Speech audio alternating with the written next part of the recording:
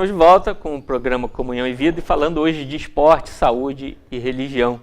E mais uma vez eu interrompi o Padre Andrezinho no último bloco. O Padre Andrezinho está com a palavra novamente. Bem, deputado, eu lembro que no meu tempo de criança e adolescência havia um projeto muito interessante que envolvia os jovens e as crianças das comunidades e os jovens universitários, que era o Projeto Rondon. Geralmente, em todas as férias, as férias longas, né, nós recebíamos muitos jovens que faziam educação física ou medicina, universitários que passavam um tempo com a gente e aquilo era muito rico, despertava muitas coisas boas na gente. Né? Não sei se isso também seria uma possibilidade, eles moveram. Interessante, Dom Gregório, que o projeto, eu me lembro do Projeto Rondon ainda, em 1982 eu estava na cidade de Sumidouro, e os jovens foram para lá, os universitários, e era realmente fantástico. Mas houve uma mexida, né, no modelo do Projeto Rondon. Ele ainda existe, mas não com essa, nesse formato. Né? Era muito saudável, realmente. Era um convívio, era maravilhoso. Especialmente para os universitários também, que tomavam conhecimento mais da realidade brasileira. Porque a gente tem esse problema do universitário muitas vezes, que só vê as coisas assim, né, na área de arquitetura, só vê aqueles projetos mirabolantes, e ele deixa de ver as necessidades, por exemplo, de resolver o problema habitacional do cidadão mais simples. Então era muito saudável. Para nós também era muito interessante, porque abriam horizontes. Por exemplo, eu era de uma cidade do interior, eu só via aquilo que tinha ali. Então, esse contato também abria horizonte de possibilidade. E interessante que isso é totalmente, digamos, está dentro do Evangelho, né? Jesus saía, né, saiu da sua cultura, do seu lugar, do seu povo lá de Nazaré, etc. E Jesus ia para todos os lugares, inclusive ia para o lugar onde estavam os pagãos, né? Ia para a região dos Genezarenos, atravessava o mar da Galileia, mantinha contato com os pagãos do outro lado. Ou seja, todo esse contato que ele tinha, isso é movimento, ou seja, é ingressar na cultura do outro, né? É se movimentar e conhecer o outro. E convidar, e Jesus convidava e chamava as pessoas para viver a alegria do Evangelho, as pessoas saíam da sua terra e saíam atrás de Jesus caminhando. Ou seja, Jesus é um caminhante, é alguém que está se exercitando o tempo todo através do contato pessoal, ou seja, ele faz um exercício de cultura, mas também um exercício físico, porque ele vai andando por toda a Galileia. Jesus andou, olha, eu fico assim, impressionado. Não tinha carro naquela Não tinha carro, carruagem era uma coisa só para os mais ricos, as pessoas andavam, quem podia a cavalo, mas na verdade, o povo andava mesmo, era a pé, não é? A gente vê longas caminhadas. Jesus várias vezes, todos os anos, nos diz o Evangelho de São Lucas, que a família de Jesus saía de Nazaré e ia para Jerusalém, em caravana. Foi numa dessas caravanas que Jesus ficou lá no templo, a família voltou e José e Maria voltaram caminhando para lá, né? Os profetas andaram bastante, né? Quem de nós pode esquecer o profeta Elias andando, sendo perseguido lá pelos profetas de Baal, deserto adentro, 40 dias, né? Ou seja, as pessoas se exercitam, né?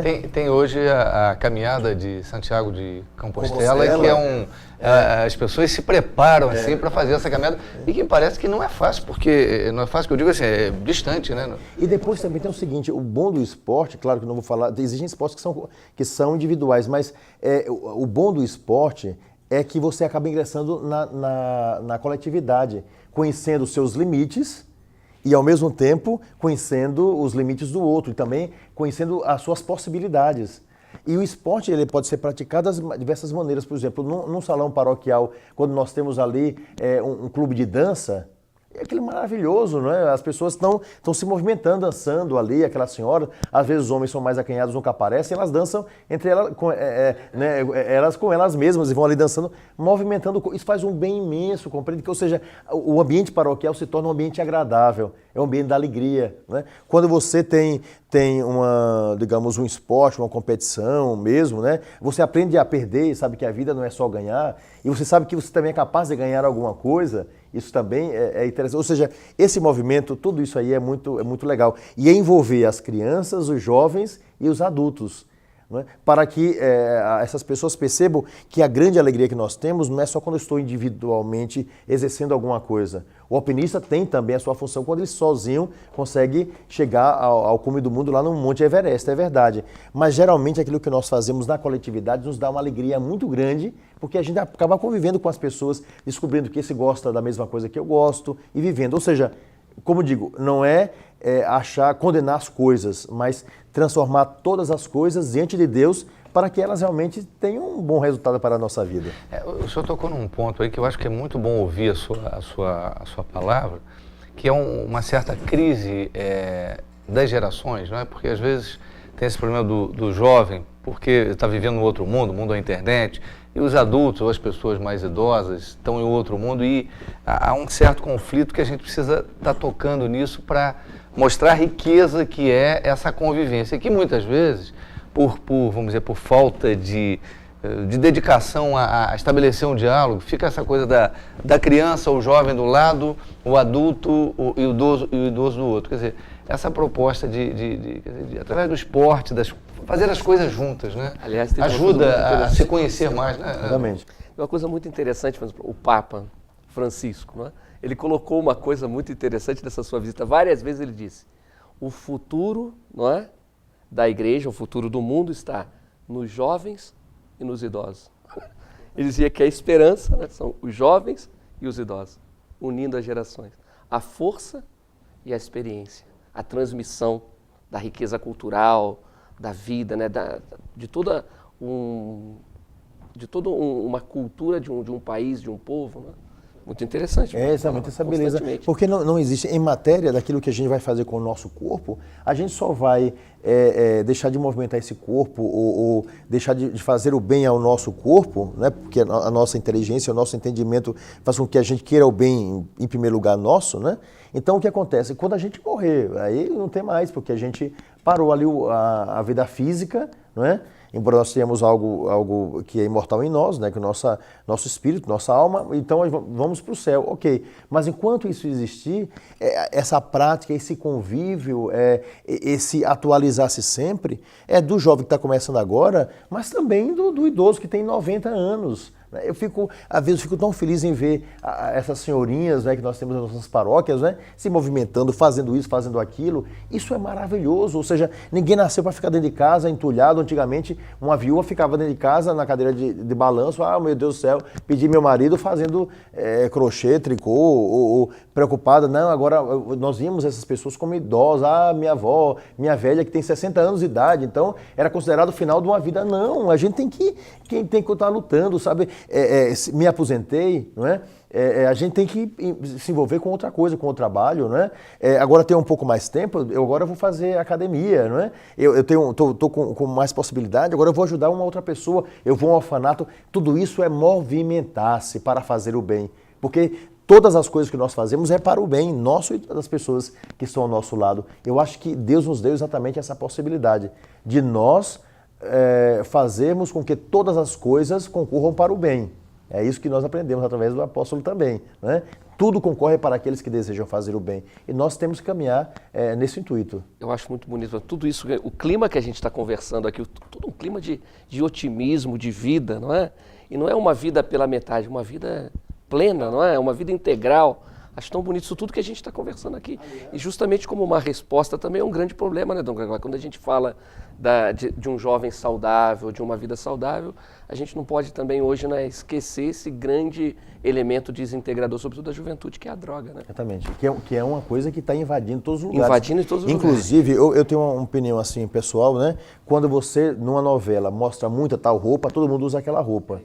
Quando você mostra muito comportamento, todo mundo quer imitar aquele comportamento de um ator importante, de um cantor importante. Eu acho que nós falamos tanto de droga, e droga parece ser uma coisa tão atrativa, que conversando com a juventude, conversando com os mais jovens, especialmente com os jovens que experimentaram droga, todos eles foram lá por uma curiosidade. Por quê? Porque a televisão fala tanto, ou seja, que prazer é esse que eu posso ter? O que é isso que eu vou experimentar uma única vez para ver? E aí vem a segunda, a terceira, a quarta e a pessoa acaba envolvida. Eu acho que, inclusive, os meios de comunicação estão fazendo um desserviço quando falam o tempo todo sobre esse assunto, não é? Nós temos naturalmente que combater, falar o mal, nós temos que mostrar as consequências negativas disso, é certo, não é? Pessoas desorientadas, pessoas que se machucam, pessoas que destruíram a vida de família dilaceradas, isso nós temos que mostrar sempre, mas não fazer uma apologia como isso, tal ator usa, tal pessoa usa, isso é péssimo, e é uma coisa que está cada vez mais envolvendo nossas famílias, né? Isso é um cuidado muito grande que nós precisamos ter. tomei conhecimento de uma pesquisa que tem muito a ver com o que nós estamos falando aqui. Cientistas estudando lá mostraram que, e nós falamos muito do serviço que devemos fazer ao próximo, mostraram que essa satisfação que é fugaz com a utilização da droga, o cérebro ele pode gerar tal satisfação quando você se realiza fazendo algo que te faz bem, ou seja, se você presta um serviço, se você é solidário, se você resolve um problema, se isso gera quimicamente um movimento orgânico que te dá também um nível de satisfação. É onde se explica muito, não é? As pessoas que servem, que se sentem bem, fazendo bem, resolvendo problemas das pessoas, enfim, tendo também essa satisfação, não é? Do seu, que é uma satisfação mental, mas que é uma produção química também do corpo. Eu achei muito interessante essa pesquisa que mostra isso, quer dizer, tudo que a igreja sempre diz, né? Às vezes a gente tem muitos que dizem assim, bom, aqui é na igreja, na religião, mas aqui na vida cotidiana é diferente. Na verdade, quando você vai esmiuçando, você vai ver que tudo que é dito aqui na igreja, você pode colocar na sua vida, às vezes com um grau de dificuldade, mas às vezes até como solução daquilo que prestar serviço, então, é fantástico. Eu acho que os jovens, quando a gente vê os jovens metidos em gincanas, que satisfação, que alegria, como eles ficam motivados, eles precisam, como o senhor está dizendo aqui, quer dizer, que eles se movimentem, né? Que a gente crie ambiência, crie oportunidade para eles, né? Eu lembro quando muito jovem, né, eu saía lá, nós tínhamos determinados movimentos sociais lá na nossa paróquia, lá no Salesiano, lá em Aracaju, nós saímos com a bolsa pedindo esmola pela rua. E eu não percebia, eu jamais sairia da minha casa, eu tinha preguiça de sair da minha casa para comprar pão, por exemplo, ali na padaria, que ficava a 200 metros. Mas eu andava 5 quilômetros, 10 quilômetros no dia pedindo esmola, pela alegria de pedir aquelas pessoas, né, no saquinho eram jovens que iam, né, nós tínhamos camisa da paróquia, pedindo esmola, farinha, basicamente era farinha, arroz, feijão, numa sacolinha branca que nós pedíamos, para depois nós competirmos entre nós para quem conseguiu mais para fazer o bem àquelas famílias que eram assistidas. Ou seja, isso é movimentar-se. Não é? E a gente vê dentro disso, tem duas palavras que eu repito muito, eu gosto muito, assim, a palavra elegância, que nós buscamos através do esporte, através da atividade física, a palavra beleza. A gente vê que beleza e elegância vai muito além daquilo que nós imaginamos. Primeiro a palavra beleza. Beleza é uma palavra de origem sânscrita, que o português assumiu, que é bet, que significa casa, el, que significa Deus, e tzá, que significa brilho. Beleza, bet el tzá, significa a casa onde Deus brilha. Então, beleza significa isso. Então, não está na cor, só no corpo, mas é a casa onde Deus brilha. E a outra palavra é elegância, palavra que nós usamos. O que é elegância? É estar bem vestido, com um terno legalzinho, como nós estamos aqui? Não, elegância vai muito além. A palavra elegância, também de origem sânscrita, que vem lá da Índia, vem de elegância, que é Deus, gan, que é veste, e tsia, que é revestir-se. O que é elegância? É revestir-se com as vestes de Deus. Olha que coisa bonita, né? Então, qualquer pessoa que demonstra na sua vida uma vontade de fazer o bem, ela é elegante porque ela está revestida com as vestes de Deus. É isso que nós devíamos fazer. As nossas paróquias deviam ter essa preocupação da elegância e da beleza. Fazem com que as pessoas, revestindo-se cada vez mais de Deus, elas tomem prumo na sua vida, como se diz no Nordeste, e caminhem, né, em busca, né, dessa realização plena, que vai da atividade física, que vai pelo esporte, que vai pelo contato pessoal, que vai pela internet, que vai pelo estudo, que vai no trabalho, na escola, ou seja, é integrar a pessoa humana. Jesus Cristo era um homem integrado, era um homem que fazia todas as coisas sem perder o seu equilíbrio. Aprendeu isso onde?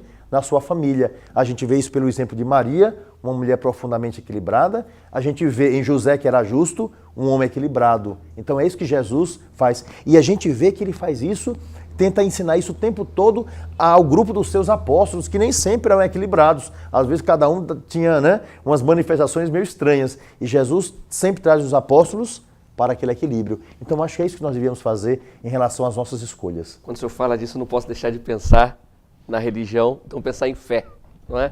Porque quando o senhor fala tudo isso, elegância, beleza, o que significa, não é? E diante de tudo isso que a gente está conversando e falando das nossas paróquias, De novo, eu penso uma coisa que eu ouvi do senhor numa reunião do clero, que às vezes nós andamos muito com a cabeça baixa, não é? Não percebemos a riqueza, toda a riqueza que a gente tem, a beleza da igreja, a beleza de tudo isso. Acho que também é uma questão de fé, não é? A fé que empurra toda essa visão bonita da vida no seu conjunto, né, Dom Gregório? Aliás, só uma frasinha, antes de você concluir, tá certo? Na Bahia se diz, quem tem fé vai a pé, né? É da procissão, né? Então, é justamente essa fé. Pois não, Márcio. Chegamos aí ao finalzinho do nosso programa, já não tem mais tempo. Você ainda vai contar pra gente a sua historinha. Quero agradecer aqui o Padre André Luiz por sua presença aqui no nosso bate-papo. Eu que agradeço, um momento muito agradável, agradeço ao deputado Luiz Salomão, Dom Gregório, você também, Márcio, né? Muito obrigado. É isso aí. Deputado também, obrigado aí por se disponibilizar a estar aqui com a gente nesse bate-papo. Foi muito bom, foi ótimo estar aqui. Obrigado, Dom Gregório. Obrigado, Padre André. E eu agradeço, né, a você, Márcio, por mais uma vez estar aqui na minha casa, agradecer ao Padre Andrezinho, né, agradecer ao deputado Nilson Salomão, dizer que realmente todos nós juntos, né, tanto aquilo que é privado, aquilo que é público, precisamos nos unir justamente para esse bem comum que nós não desejamos. Eu espero, não é sendo católico como o senhor é, e representando também, né, o nosso Estado lá na Assembleia, o nosso povo, né, que o senhor cada vez mais também possa colaborar para que nós possamos continuar fazendo bem, porque eu acho que é isso que o Estado deve fazer para com os cidadãos e é isso que nós queremos fazer enquanto igreja, cada vez mais unidos em busca do bem. Mas, como é costume, Márcio, aqui, você me contou uma historinha, né? Eu não sei se já contei essa história aqui, mas se eu contei, não tem problema, eu repito, para ficar na sua cabeça. O senhor sabe aqui, me permite interromper, vai dizer que o senhor agora não está presente e as pessoas ficam logo na expectativa da sua historinha. Exatamente, Sérgio, não tem jeito, porque eu acho que essas histórias nos ajudam bastante. Jesus contava muitas histórias, né? Então, o resultado é uma história que nos fala sobre as diferenças e sobre o que nós precisamos fazer para poder realizar bem as coisas. Houve uma reunião dos animais e o Rei Leão chamou todos os animais para dizer: cada um de nós vai apresentar diante do outro o que tem de bom, não é? Especialmente na área física. Ora, o leão disse: eu sou o rei, eu sou o mais bonito, eu corro aqui nessa floresta como ninguém e por causa disso eu sou o rei. Olhem para o meu físico, sou o mais forte. O urso não gostou. O urso, que era grande atleta, né, com a sua musculatura, ficou de pé e disse: senhor rei, eu fico muito feliz pelo senhor, mas eu lembro que com uma patada da minha mão, pela musculatura que eu faço, eu consigo derrotar qualquer animal. Mas o macaco não quis ficar por baixo, né? Disse: mas acrobata, eu sou o melhor de todos. Ninguém consegue aqui na floresta dar tantos saltos e fazer ginástica olímpica como eu faço. E o burro também não quis ficar por trás, né? Disse: mas ninguém tem pernas mais fortes do que eu. Sou um verdadeiro atleta. Basta que eu dê um coice, eu sou capaz de derrubar um homem e o mais forte dos animais. E assim todos os animais foram mostrando que eles eram fortes no físico, etc. Mas, depois que todo mundo falou, viram lá longe uma lesma vindo vagarosamente se aproximando do grupo. E os animais começaram a rir: venha logo, irmã lesma, corre, mulher, vamos embora, mostra o que é que você tem de bom e que tem mais do que a gente, né? Então ficaram rindo da pobre da lesma e a lesma, com toda tranquilidade, se aproximou e se colocou no meio do grupo. Pois bem, o Rei Leão, de uma forma irônica, olhou para a lesma e disse: amiga lesma, o que é que você tem que nós não temos? A lesma, humildemente, olhou para o leão e assim falou: Rei Leão, eu tenho tempo. Ou seja, esse exemplo da lesma serve para todos nós. Nós temos tempo, eu tenho tempo, todos nós temos tempo, por isso estamos aqui. Nós temos ainda tempo, estamos vivos, pessoal. Então, portanto, é praticar a fé, é movimentar esse corpo maravilhoso que Deus nos deu. Nós temos tempo para realizar o bem, para fazer coisas maravilhosas. Não perca tempo nesse estágio de vida que Deus deu para você. Não perca tempo, faça coisa maravilhosa, vá lá, pratique esporte, vá à igreja, né? Faça coisas muito boas, porque é isso que Deus espera que nós façamos enquanto temos esse tempo de preparação para nos encontrarmos com aquele que é o Senhor. Jesus já nos deu o exemplo, a lesma também nos deu, que eu e que você e que todos nós consigamos também dar o exemplo através das nossas escolhas. E aceite, meu irmão e minha irmã, com alegria a bênção que dou agora sobre você, pedindo que Deus ingresse cada vez mais no seu lar, na sua casa, na sua vida e transforme toda a sua existência. O Senhor esteja convosco. Ele está no meio de nós. E abençoe-vos o Deus Todo-Poderoso, Pai, Filho e o Espírito Santo. Amém. Seja muito feliz.